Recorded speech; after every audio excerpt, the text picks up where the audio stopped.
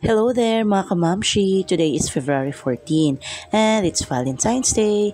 Ito nga pala yung place na nadadaanan ko before ako pumasok sa trabaho at ito yung pinakagusto kong place na tinatanaw tuwing umaga. At talaga namang nakaka-relax pag masdan. At ito na nga, after ng trabaho ko ay nag-grocery lang ako ng kaunti para makapaghanda ng dinner namin ni hubby mamaya. Dahil pareho nga kaming may trabaho, siya ay gabi pa ang dating, kaya naisipan ko na magluto na lang ng pang-dinner namin dito sa bahay. Dahil mas gusto ko pa rin yung simple, pero alam mo namang magiging memorable sa aming dalawa. At inilagay ko na rin sa ref yung hotdog at yung iba pang pinamili ko na dapat ilagay sa ref. Like itong gatas, inilagay ko na rin. Itong lemon, na gagamitin ko mamaya for the chicken.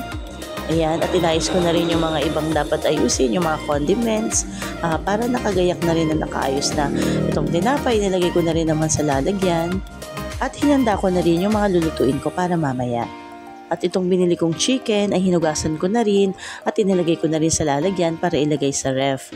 Maliban lang dun sa imamarinate ko na chicken. Hid ko muna itong chicken dahil mamaya ay i-air fryer ko para sa dinner namin ni hubby.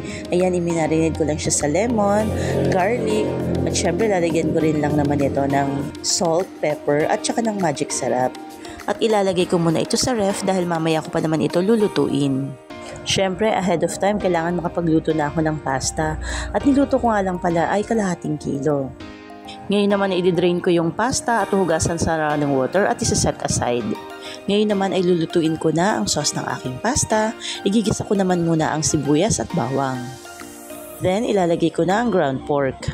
Igigisa ko munang mabuti hanggang sa mag-golden brown. And then, ilalagay ko naman yung hotdog na aking hiniwa at titimpla na ito ng pepper, salt at magic sarap. And then, i-add ko naman yung aking bell pepper. And then, ilalagay ko naman yung aking Italian spaghetti sauce. At pagkakulo ng sauce, ilalagay ko naman yung Alaska all-purpose cream. Alaska, bakene men! Luto na ang aking sauce, na ang pasta sa isang plate at lalagyan ko naman ng sauce para matikman kung okay ba yung lasa ng aking niluto.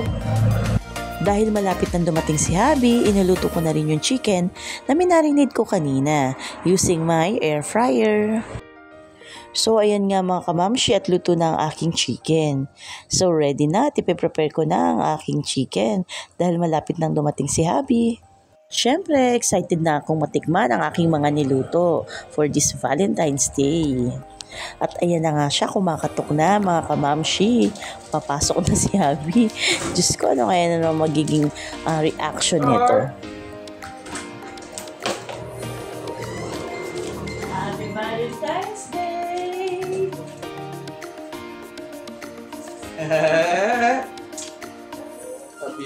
Happy Valentine's Day. Ang sweet parang hindi nag-aaway. Hindi, para sa'yo to. Ayan.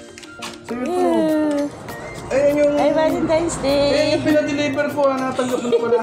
Yun ba yun? Oo. Ngayon naman ay dinner time na.